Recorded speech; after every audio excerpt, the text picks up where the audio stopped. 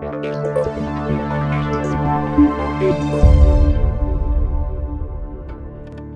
everyone, welcome to the Stride to Freedom podcast. My name is Russell Benaroya, and I'm the co-founder of Stride Services, a virtual back-office bookkeeping and accounting firm serving hundreds of clients around the United States.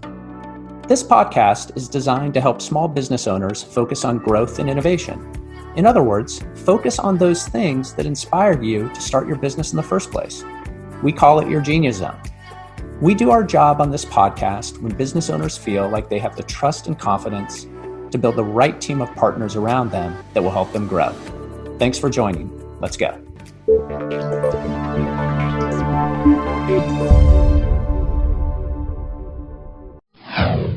Hello, everybody. Welcome back to another episode of the Stride to Freedom podcast. I am your guest, Russell Benaroya. What is the Stride to Freedom podcast? It is an opportunity to bring guests on the show that help you as a business leader get and stay in your zone of genius. What's your zone of genius?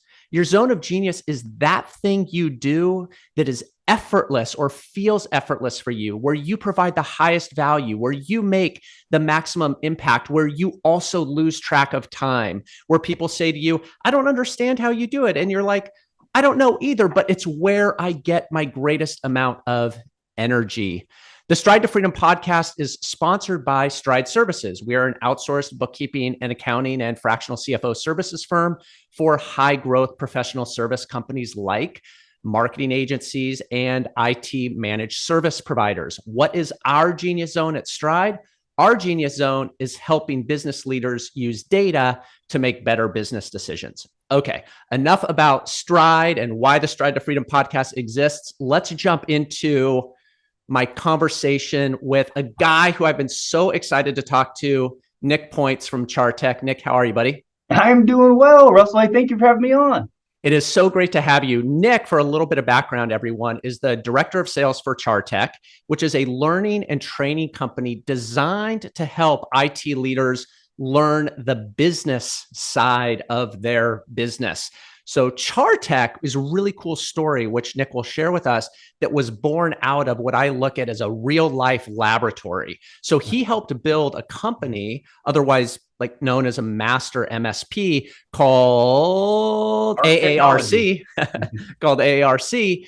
And what they found in building their business is that the business side of the business was really where so much of the value resided. And they thought, hey, why can't we apply everything that we're learning and continuing to learn and bring other IT service providers up the curve so that they too can be successful? So it's both a very giving orientation and really a shrewd and smart business move, which we'll learn about. What I particularly like about Nick, for everybody that's listening to this, is that I was a bit, Nick does not know this, but I was a bit smitten with Nick when I watched him speak at IT Nation last year. And specifically, he was presenting on how to structure a commission schedule for your salespeople. But what I appreciated most about Nick was not just that he was affable and engaging, but he was also so informative and giving and willing to provide learning and information, because you can tell he's somebody that wants to raise the boats for everybody that's playing in this sandbox. That metaphor just broke down, but you get the point. So Nick, let's jump in. What do you say? Well, Russell, man, I didn't know that you were the guy that was whistling the whole time in the audience, right? Does that sound familiar? Exactly. It does. It's all coming back to me now. Well, actually, before we jump into the business, I would like to ask that question, because I thought you were a very engaging presenter, and I'd love to know, and I think many business leaders want to develop better speaking skills. Where did that develop for you, and what kind of investment or commitment have you made to it? Because you're very good. Well, thank you, Russell. And you know what? Speaking, I mean, for a lot of people, public speaking is like almost worse than death, right? Some people would choose like, no, I'm just, and, I guess for me, it really came trial by fire. I don't know if for anyone that's, listening and watching here. So Alex Rogers is our founder and CEO of both Char Tec and our MSP. Very charismatic, industry thought leader. And so I was going to shows with him, I was the guy, running the booths, talking to the people, and he'd be the big guy on stage, and he would be doing his keynote presentations and talking about how he developed the MSP from a $300 investment and turned it into a multi-million-dollar organization, and then Char Tech, and it was really cool. And there was one event that was coming up in Chicago, and it was like two weeks out, maybe 2.5 weeks out, and I got a call from Alex, and he's like, "Hey, I can't make it." He's like, "You're up, big boy." And I'm just like, oh, like my heart just sank. And I was just like, oh my gosh, what am I going to do? I can't talk about building the company, right? My messaging has to be different from him. And so, worked with him on, some of it was like a 25-minute keynote, which at that point was like, eternity, right? Might as well have been, forever. And so, I mean, it was just, but I felt sick to my stomach. Russell, and I will tell you, there were points of time where I'm just like, man, I just want to throw in the hat, man. I'll go dig holes and work construction, right? Because you kind of get that mental, you get that worked up. Again, it's public speaking. So for me, it was that trial by fire. It was practice, it was repetition, it was being up in front of a mirror, it was recording, it was understanding. The most important part was understanding what message I needed to convey and to be confident in doing so. And it was the practice. And, I flew out to Chicago. I did the presentation, went extremely well, booked quite a few deals after that, right? From the podium, which hadn't been done before. And so Alex said, "Hey, good luck, man. You're doing the rest of them from here on out." And so and this kept evolving and getting involved in more and more with the Char Tec Academy trainings. And so it wasn't something that you just wake up and you're like, "Oh, I'm going to be a professional speaker." And it's just like the business. It's practice, it's repetition, but understanding where you want to go and how you got to drive that message, right? Whether it's the internal staff or to an audience of a few hundred people. Great experience share there, Nick. And it has me thinking about business leaders, owners. We often talk about empowerment. We talk about accountability. We talk about giving more responsibility. But survey says that most business leaders struggle with actually doing it, right? Because they get that it's a control thing and they feel like, oh my gosh, right, I'm the best at it. But when there's a forcing function, in this case, Alex couldn't attend, or I'm thinking recently, I was on a trip for a couple of weeks and I have a new leader in our business development area and he had to step in. It's amazing what happens when you just let go. I couldn't have done anything, right? Because I was on vacation, or in Alex's case, he wasn't on stage with you.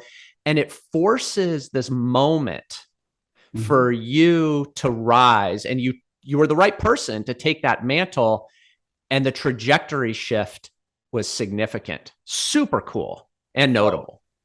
It was, Russell, that is probably the toughest part is from anyone running a business. I don't care if you're the owner, you're one of the executives, a GM. Anyone that has people looking up to you, even if you don't have direct reports, right? You're still leading in some case. One of the toughest pieces is you got to let go of that control, but you have to be okay with your people failing, and you just have to be okay with that. Now, it's an opportunity to train, right? Where do we fail? Here's where we could have done things differently. And it's an opportunity for them to grow along as well as you. Now, if they keep failing, doing the same thing, then that's a people problem, right? And we need to take a look at that. But if we invest in our people, in training and education, right? That's what we should be doing as a business, right? We have to be okay if we want to grow, if we want to scale, if we want to have that self-running business, which most people that are probably listening here, they want that for whatever their personal reasons are. But you will never get there unless you can start delegating, right? And then letting go of some of that control. And it's easier said than done, but that will be the biggest game changer for you as the business owner running with it. Finding the right people, training, educating, investing your time, and then letting go of that control. Unless you want to work in the business 60, 70 hours a week. And again, if you do, that's up to you, but at least give yourself options. I feel like we are already in a Char Tec Academy session or some subset of a session that's talking about leadership and scaling. Tell me and tell us about Char Tec and Char Tec Academy, what it is set up to do and how it helps business leaders rise to grow the business that they probably dreamt of when they started. Yeah, so I guess to answer that, Russell, do you mind? I can take it one step back and kind of give you, why even Char Tec came about, and then Take me how it's there. evolved. Take me. So let's just say, so again, we have our MSP, AARC Technology, multi-million-dollar MSP, 30 years in business. We're still in the trenches, right? With as an MSP. So let's go back to circa 2007-ish, right? 2006, 7, 8.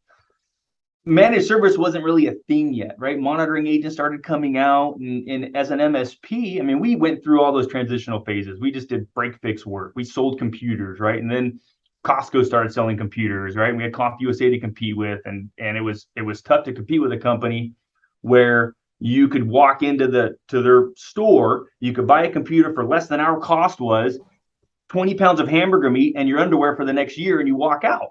And it's like, wow, like our industry changed. So we started having to focus on service, right? It's what the stores weren't doing. And we went through, blocks of time. We did the whole discounted labor rates. We started with retainers. You pay us a nominal fee, $200 a month. And then, with that, you got a block of time and discounted labor rates. And so we went through all these different transitions. And then we got the taste of that, of all you can eat. And it was a fixed flat rate. It actually came from one of our local clients. It was just like, hey, I'm tired of not being able to budget my IT expense. 1 month it's here, 1 month it's down here. It's like, I just give me a number. No matter how many times I see you, whether I call you or not that month, I'm going to pay you the same rate. And so Alex gave him a number. I think it was like $2,500 a month. And the client like almost jumped over the table, shook his hand and said, deal. And so immediately we're like, oh, damn. That was too easy, right? That was too easy. So long story short, Alex was driving by that office, and we had 4 of our trucks parked at the office. We only had 5. Alex was in the 5th, so he pulled in. So now we had every single truck that we had at this client site, and we're just fixing computers, fixing issues, right? And we come back and we have a meeting, and it was, hey, why are we, this is just killing us, man. We're not making any money on this. And, what's the problem? And we're like, well, he doesn't want to invest. He doesn't want to buy new equipment. He just wants to keep paying us to fix it. And so it's kind of a joke, tongue in cheek. One of our engineers said, why don't we just give him a server? I just give it to him. Everyone kind of laughed. Then we started thinking about it. We're like, you know what? Let's give him a server. The ticket count for that client went from anywhere averaging maybe 40 to 50 down to like 3. And so it kind of caught on. And so we said, hey, we like this flat rate. So we started positioning it to clients. And we say, hey, we got this opportunity for you.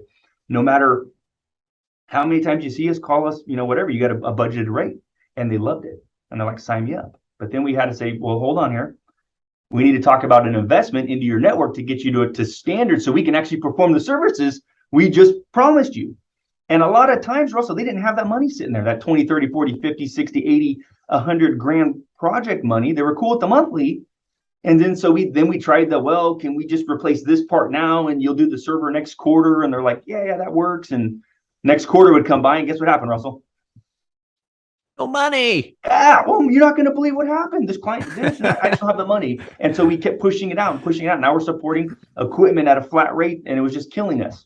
So Alex is a big fisherman, and so we started including the infrastructure. We would just self-finance it. There was no leasing available at the time. You couldn't rent it. So we just started, we'd buy it. We would include it as part of our offering. We called it chartering. He's big into fishing, chartering fishing boats. And so with that, our revenue numbers just started skyrocketing. Our profitability went through the roof. We were removing that barrier of entry. We no longer had to make 2 sales. We didn't have to sell the project and the monthly, because that's another mistake people make. They sell the project first. Then they, in the mind, I'm going to come back and get that monthly. And guess what? They never get the monthly because the person just cut a $50,000, $60,000 check. They're like, I'll just keep calling you when it breaks. How about that? I'll get another 10 years out of all this. So it was crazy, right? And we were growing and scaling, and through our peer groups, other MSP business owners, sharing financials, right? You go to that open kimono and you're sitting there at a leadership table, and they're like, how are you guys doing it? And we're like, well, we got this thing called chartering, man. We just started bundling in the services. And the idea came up because we were doing pretty well. And again, there wasn't options for leasing and things along those lines. So we just said, hey, we will start financing MSPs. It's no upfront cost to you or your clients. You just let us know what you need. Your service agreement is collateral enough for us. We're going to send you as much equipment as you want. You mark it up. You include as part of your offering, and we'll keep sending you more as long as you're paying us, right? And everyone was excited about it. And that's how Char Tec came, right? Chartering technology. And so what quickly happened is we were following up and, hey, we haven't had any orders, man. You have an unlimited account. Just let us, again, you want to work you through placing orders, and we get you equipment, servers, laptops, whatever you need. And they're like, man, we can't sell it. I don't know how you guys are doing in Bakersfield of all places, but we cannot sell it. And so we just were like, you know what? Here's a random Saturday. Why don't you guys fly out to our MSP? We'll spend a couple of days, have a few drinks, and we'll just show you how we position chartering, which eventually started to become called HAWS, hardware as a service. Mm-hmm. And while these business owners were out there, we were going through the kind of our sales process, very ad hoc, right? It wasn't something we weren't a training company yet. And then it started morphing into, well, what are you doing for business operations? How are you leveraging the ConnectWise suite, right? How are you managing your PSA? What are you doing for agreements? How are you tracking addendums? How are you marketing? And, so they're at our facility, and it just started evolving. And so at this point, Char Tec is the largest specific MSP training facility in the world, right? And it's just, it came out of a byproduct. We were trying to sell hardware.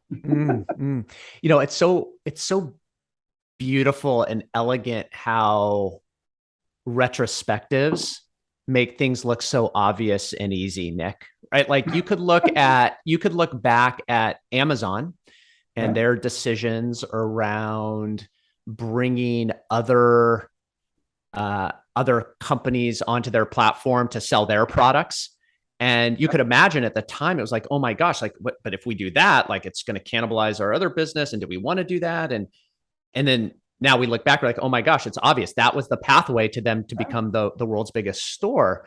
And I feel the same way listening to your story, which is, it's so elegant. Like you saw the challenge before you, which was the obstacle to servicing our client, to acquiring clients and servicing them cost effectively, was getting over the hardware hump. Yeah. And if we can get over the hardware hump, we're going to unlock this path because we've significantly reduced the friction. And again, it sounds so elegant, but I have to imagine at the time, a lot of uncertainty, but you had the vision and the fortitude to run the experiment. We did, and it wasn't perfect, right? And with that, it took a lot of cash flow. So there were some months we couldn't. We just didn't have enough capital, and so we weren't able to take everything on. One of the key pivots for us, and one of the mistakes we made originally, we didn't do our best job of standardization. Okay. So once we made the pivot and we started thinking of like Southwest Airlines. Okay, we had one network. It went from client to client to client. So our techs knew how to support it. They were very, very quick, efficient, meaning that our client satisfaction was higher. But now we had buying power, right? Because we were buying, like products. It was much easier to sell because we didn't have to worry about the 31 flavors, right? Like a lot of MSPs, they like, we can do it all, right? We're Baskin Robbins, go ahead and pick your flavor and just kill you. It'll absolutely just kill you when it comes to service and delivery. And and even impacts the sales process. So that standardization was something that we just kept evolving, and we are huge proponents of standardizing. Not only just the solution set, but I mean everything you do, your processes, procedures. Now we can always evolve it, but in our industry specific, and Russell, you probably see this a lot, working with a lot of different companies, right? Different applications, right? That they're working with. We in our industry, I would say we're probably one of the worst with shiny object syndrome. Okay. There's always a new feature or this or that. You know what? At the end of the day, if it's not going to be a game changer for you right now, then I promise you there's going to be another vendor, another product set that you already probably have that will eventually have this feature in the next quarter. So that's a big problem. We can't chase everything, right? We focus, we standardize. We become experts in what our craft is, and then we bring on the different solutions. We bring on the different products as they make sense to solve a problem that is new. Case in point, COVID hit, right? Now we're working remote. The workspace is changed forever. I don't care what people say. It is never going to go back to everybody brick and mortar. It's just not. The cat's out of the bag. So cyber now is an opportunity for cyber criminals. It was unprecedented. It was there prior to COVID. Don't get me wrong, but that put it front and center, right? World main stage. And so having to adopt your security offering now to manage workforces that don't have a central location and the tools and solutions. So there are opportunities, right, that need to come up when we need to seize it. But for the most part, don't just try to flip flop, right? Because there's some, this thing looks pretty cool. Let me go ahead and jump over there. It's time, it's money. You're going to burn profit. You're going to infuriate your techs. Speaking of standardizing, how is the Char Tec learning platform standardized in such a way to support clients that want to go through the academy? And I want to give you a chance to talk about the academy to make sure that they're getting what it is they're seeking, either a comprehensive, systematic review of key pillars of the business model design or deep diving into a focus area. How have you put that structure together? And what is that structure? Yeah, Russell, great questions. At the end of the day, every business is unique, right? Everyone says, oh, we're different than everyone else. There's certain parts that are different. You're not different in the services you offer. You're not different in the products you provide. You're not different in the vendors you have relationships with. So let's get that out of the way, right? You look and talk like everybody else, right, in our industry. But what is different is your maturity level within the business, your operational maturity level, where you are, how many employees you have, right? The problems that you may be facing are unique to you versus somebody else who may be just starting up, right? And they just implemented their first PSA, right? Their challenges may be different than you that have been in the business for 5, 6, 7, 8, 10 years. But we all have problems, right? And we're all trying to solve problems. So the academy, what's really cool about it is, so it's at our facility here in Bakersfield. So it's not another a big convention center where there's a lot of distractions and you're going to go and see people up on stage just pitching products and services without really, understanding the big challenge, right? A lot of different shows, you hear a lot of great things from different vendors about, well, you could do this as an MSP. You could try this implementing the product this way, or you maybe should consider doing, adding this. No one really sits and says, this is how you do it. This is how we do it as an MSP. So that's what you get at Academy. It's at our MSP. You have unrestricted access to all of my people, our processes, our procedures. The only caveat is you can't be within 150 miles of our location in Bakersfield for obvious reasons. Yes. But other than that, you're here. And as far as the Academy is structured, we have pillars, or we have content that is running on every pillar: marketing, lead generation, sales, obviously very big into the sales realm, business operations, service and delivery, project management. We have courses on finance, even all the way to HR, company culture. So there's something for everybody. I like to equate it to being like almost like a Disneyland. You're not going to be able to get it all in one trip. Mm-hmm. And the other part of it is, when the first time you come to Academy, the curriculum that you invest in your time is going to be different, hopefully, on your second trip, meaning you've solved those problems. We came up with the plan, you've executed on the plan, you solved the problems. Well, now we have a whole nother focus of the business. So now different tracks are going to be relevant to you, or spending time with different departments. So it's going to keep evolving, as your MSP is solving those problems. And then the great part is, as you're hiring, right? Because sometimes we're going to need to hire people to help solve problems or remove hats, delegate. Well, those people, now they can come back out. And they're getting that same messaging, that reinforcement, and then it's just this beautiful cycle, and so it's always going to evolve with your specific MSPs. I guess the best way to put it, Russell. We talk in business about focused customer segment, ideal client profile, focus. When you are known to serve a particular type of client, you really can be seen as a partner for that client. You can do better standardization. And I'm curious for Char Tec, for the Academy, is there an ideal client profile that you find most resonates with the invitation to become part of the Academy? You know what? It does cross the spectrum. I'd say the majority of our attendees are in that maybe 1 to 3 million year. We definitely have some that are smaller, like just starting up, one person, 2 person operations, and then we have some partners that are publicly traded companies, but they're there for a different reason.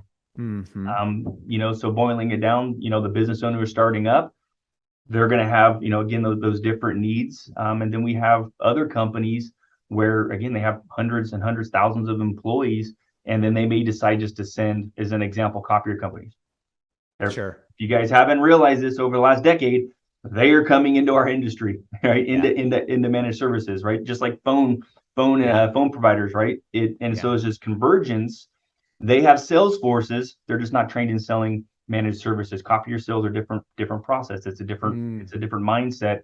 So we've started seeing other companies like that come in that aren't just IT companies, right? Majority of our members that come through are IT managed service providers, or they're VARs. They do product resale. And then COVID hit, and they're like, wow, we sold all of our product, but now I should be getting into this recurring revenue model. So there's something for everybody, which is also a great point, Russell, as we're talking about this, just for networking, for sharing those ideas. Sure. Because there's going to be somebody in not just the Char Tec and AARC staff, but from the 100 other MSP companies that will be in attendance, sharing their best practices, because everyone's out here to share, right? We're not competing with each other. So it's this really great environment. So there's something for everybody. That does run the gamut. If we're to boil it down, it's most of our MSPs that are attending are anywhere from that 2 to maybe 20 employees, right? Yeah. MSP. What is an experience you can share, or an anecdote where you've observed that aha moment or that light bulb moment from somebody that came to Academy and realized, wow, like I hadn't been thinking of my business like this? This is a different way of asking the question. What are some of the blind spots that you help MSPs uncover? Again, going to depend on the MSP. I'd say that a common theme, though, Russell, is and actually would probably play very well into the services you offer with Stride, is profitability. We a lot of times we just check the bank account. Oh, there's money in there, great. Right. But not really understanding, are we actually here's another big challenge we have in our industry. There's a lot of other trainers, quasi trainers, other vendors that are very quick to tell you how much you should be charging. 150 a seat, 250 a seat, minimum 350 a seat. And at the end of the day, maybe some of those are gonna be aligned, but that is the wrong thing to say. It's at the end of the day, the only thing that matters is how much of that you keep. If you're charging 350 a seat, but it costs you 375 a seat to support it, that's a bad deal. So getting the mindset around understanding your business operations. What does it cost to quote? What does it cost to present, right? What does it cost to do the different functions within service delivery? And how do we track that and train our people to track that time against agreements? So I can look at quarterly profitability reports, understanding what clients maybe we need to cut, or we need to add something else, or have those conversations. And on the other side of it, which clients are too profitable? I know that's kind of crazy to think about, but those clients that you're making money hand over fist, you know what that's telling me? You're not putting time against them. Right. They're going to churn. They're going to churn. Why they're, 100%. So again, it's both sides of it, making sure that we're doing right by our clients. So that's one blind spot.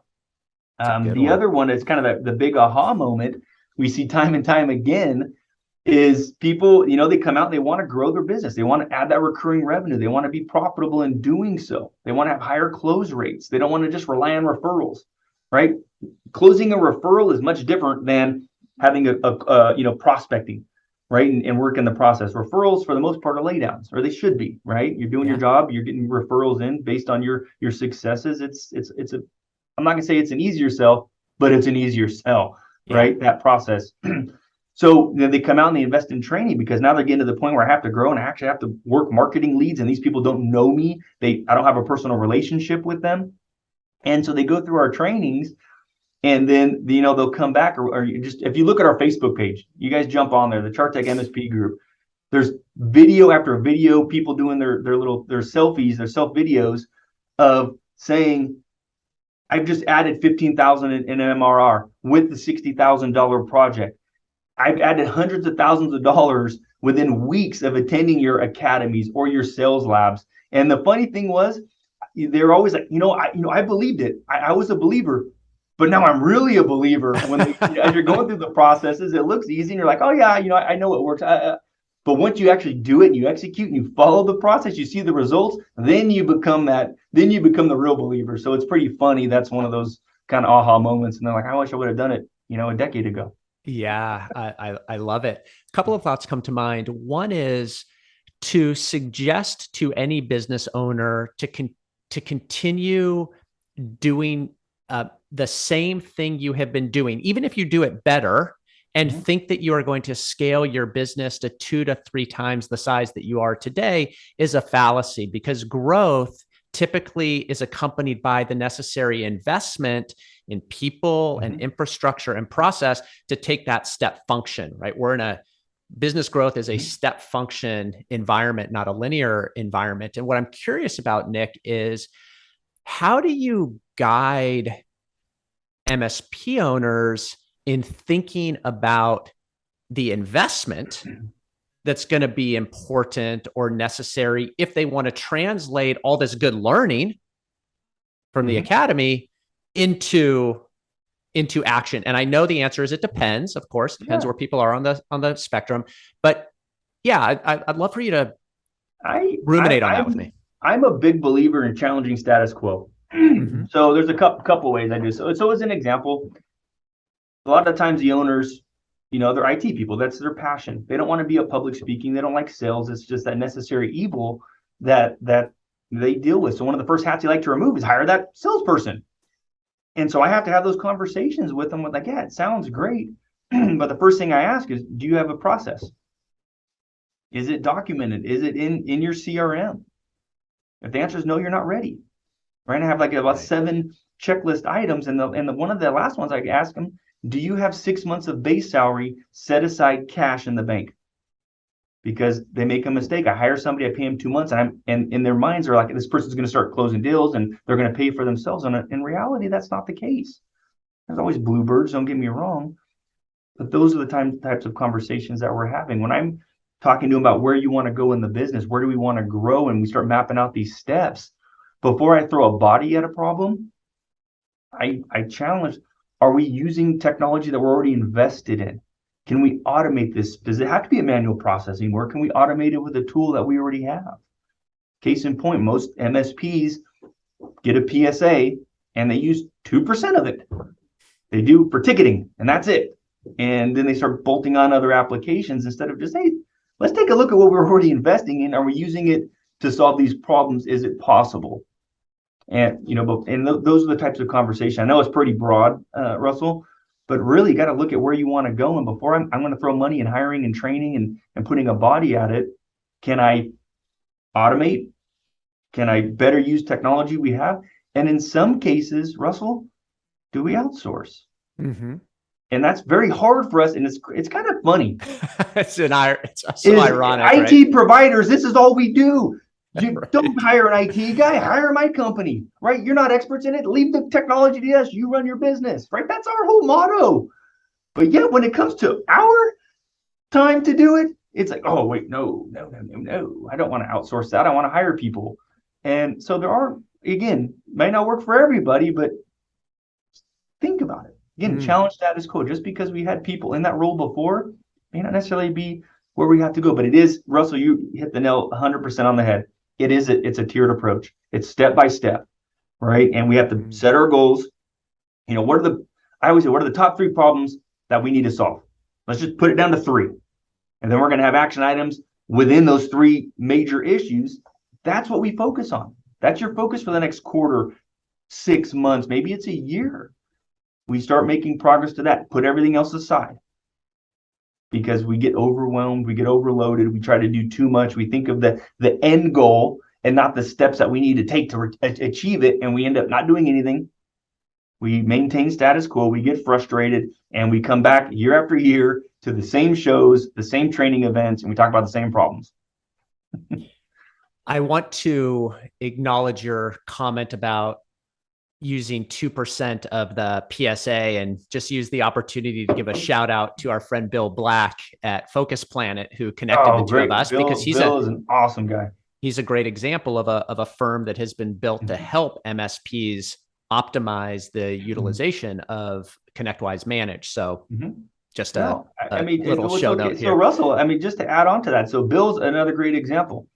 He was a very early Char Tec member. He was within the first probably 40 members that we had. He followed the processes. He built his MSP. He sold it. Then he's like, retirement kind of sucks. I need something to do. So he focused on what he was great at, which was maximizing, the investments we make. And, so Char Tec and AARC, we use Bill as well. Again, I have people in-house that can facilitate ConnectWise. Same thing with Automator or some other, your agents, but I have other companies I use because it's just more efficient for me. It's again, I don't have to hire, train, and scale, because we did that for years. I had a dedicated person that was just for my RMM agent, developing scripts, right? And then over time, it's that person leaves. Now, what am I doing? So I'm always looking at these types of businesses who know what we do. They're specific to us. They understand it. And again, it's an option. So thanks for bringing that up, because that's a perfect case study. Yeah, thank you. Great share. What are some trends that you're seeing in the industry that's influencing how you're guiding an academy, or influencing the strategies that MSPs are looking to adopt to achieve their ambitions? This is a dynamic world we're living in. And it's more so than it's ever been. Ever. Right? The last couple of years have proved that. So well, when COVID hit, we were doing everything virtual. So that was a whole huge. That was as an MSP, I want to go knee to knee. I want to do an on-site assessment, right? That's just what we've been doing. Well, so now we have to evolve. Not all companies are there. So how do we? So now our training. Now, thankfully, we're back in person, because those virtual trainings for 2 days, and it's just not the same experience, right? When you're in person with live audience. So thankfully we're back in person, but the processes have evolved. The sales process, the support processes, training our people, how we communicate now.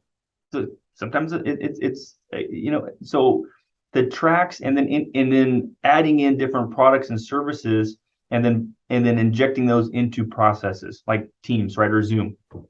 Before that, yeah, sure, we had it, but did we use it all the time? No. Now it's every day. Right, we're on or some kind of virtual conference, virtual meeting, having a sales conversation, or maybe it's a client support, right? This type of interaction we have in right now. Adding in cybersecurity, it's another big one. Yeah. And here's kind of an anecdote on that. You remember, Russell, when it was like HIPAA. Right? Oh yeah. You've got to do it. And we would sell, most MSPs would go and we'd sell in this whole you've got to do it. When you're talking to not a hospital, but you're talking, again, our clients with our MSP are small to medium businesses. They have 15 to 50 employees. That's kind of our sweet spot, right? Anything larger, then maybe we do augmentation work with an IT person or whatever, right? That they may already have on staff. But that's our sweet spot. You go into a 15-person medical practice, you start talking about, you got to be HIPAA and this and that, you're going to get fined, and I need you to invest these. They don't care. For them, it's like dentists are the same way. I will retire. I don't tell you many times I've heard that. I will just retire. So changing is extremely valuable, but we got to adopt our processes to work them in with our clients to start achieving this without coming in and just same thing with cybersecurity. Yeah. You have to have this in place. You need to do this. And it's about educating within the process that it's not about firewalls and antivirus anymore, only.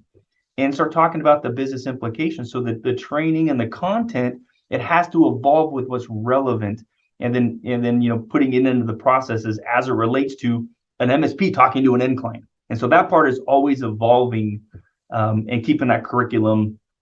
And it's just, we do it as a byproduct because we have to do it as an MSP, and we're going to get left behind. So Char Tec always gets the latest and greatest just as a byproduct of AARC.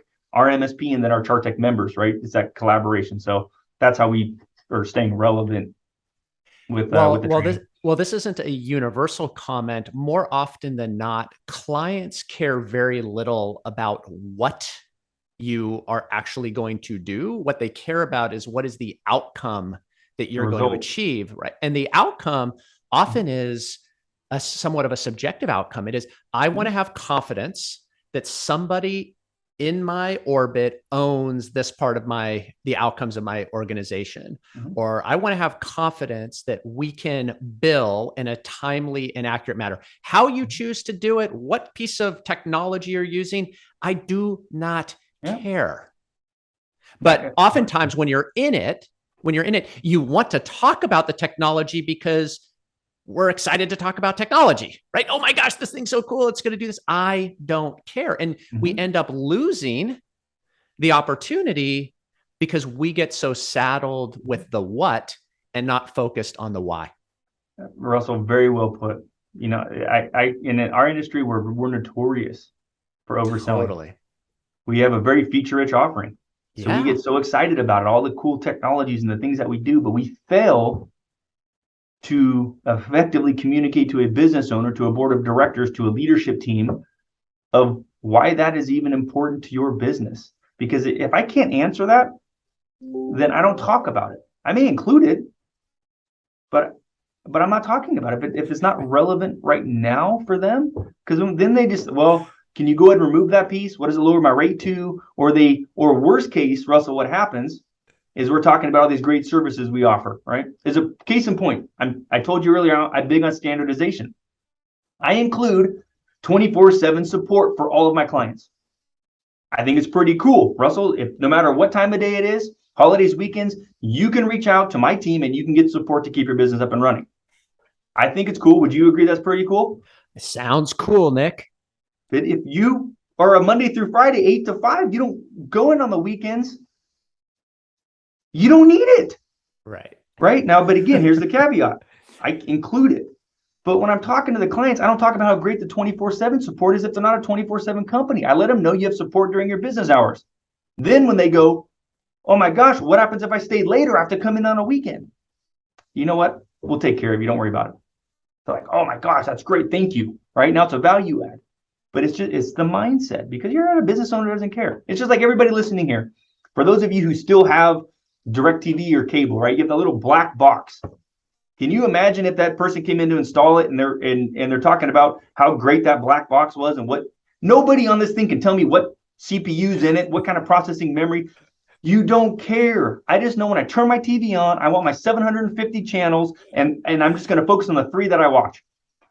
So that classic. Yeah. We need to do at an academy like a role practice where the MSP cannot talk about the tool, and every time they talk about tool, there's like a shock or a buzzer, and how hard it probably would be, and how illuminating it would be for the conversations they could have with decision makers at clients that are in a position to say, yes, I want to work with you, and I'm empowered to make that decision. Oh, that would be awesome. That's fun. Let's talk about the upcoming Char Tec academies. When are they? How do we participate? Yeah, so we do them once a quarter. Okay. So the next one is coming up the 28th and 29th. So we're nearing it of September. September, correct? Yeah. And then December 6th and 7th will be the final one of the year. Okay, cool. So once a quarter, because people may listen to this podcast after these have passed. So once a quarter, and then to find out when the upcoming Char Tec conferences are, they just go to where? So actually, I'll give you a link. We can put it in the podcast here, but chartec.net, we have a tab. We have a drop down that says Academy. From there, you can look at the Academy agenda, the different sessions, the speakers. You can register right from there. It even covers the travel logistics, right? Getting to Bakersfield, hotels we partner with. And the content changes, right? So the September Academy is going to be focused. We're going to have something for every pillar, but we're going to hit it heavy with lead generation mindset, lead generation, marketing, and sales.